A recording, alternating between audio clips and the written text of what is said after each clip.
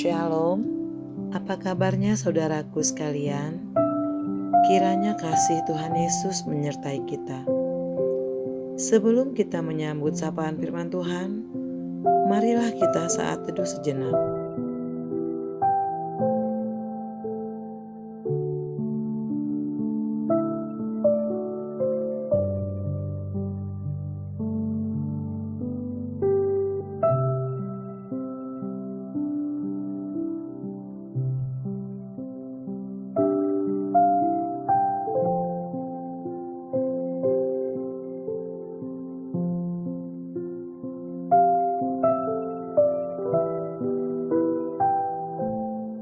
Amin.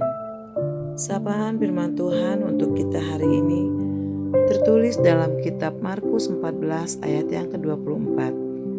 Demikian dikatakan, dan ia berkata kepada mereka, inilah darahku, darah perjanjian yang ditumpahkan bagi banyak orang.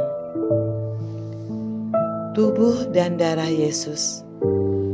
Saudara yang dikasihi Tuhan Yesus, dalam perjamuan makan Paskah, elemen-elemen penting yang perlu dijelaskan oleh kepala keluarga Yahudi adalah roti tidak beragi dan darah anak domba yang disembelih. Roti tidak beragi mengingatkan orang Israel akan ketetapan yang diberikan Tuhan, di mana mereka harus makan roti tidak beragi selama 7 hari lamanya. Kemudian penyembelihan anak domba yang tak bercacat mengingatkan pada peristiwa tulah ke-10 di kitab Keluaran. Dengan darah anak domba yang dibubuhkan di pintu-pintu rumah orang Israel, maka anak-anak sulung laki-laki mereka diampuni dan diselamatkan dari kengerian murka Allah dalam tulah ke-10, Keluaran 12 ayat yang ke-24 sampai dengan ayat yang ke-28. Itulah sebabnya darah itu disebut dengan darah perjanjian dalam kitab Markus 14 ayat yang ke-24.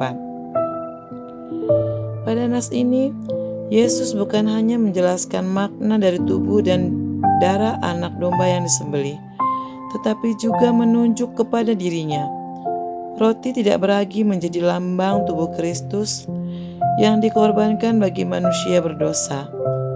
Anggur dalam cawan yang ia berikan kepada murid melambangkan darah Kristus yang tercurah demi keselamatan umat manusia.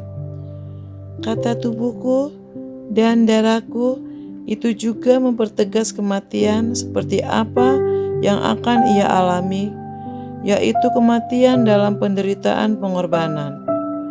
Sebagaimana anak domba di Keluaran disembelih sehingga umat Israel di Mesir diselamatkan dari kematian anak sulung mereka, demikian pula anak domba Allah disalib sehingga manusia berdosa diselamatkan dari kematian kekal. Ucapan Yesus dalam perjamuan Paskah tersebut menjadi acuan prosesi perjamuan kudus yang kita adakan di gereja. Tujuannya untuk mengingatkan kita akan pengorbanan tubuh dan darah Yesus yang ia curahkan demi menebus dosa kita. Tubuh dan darah Kristus telah ia korbankan bagi kita. Lalu apa respon kita?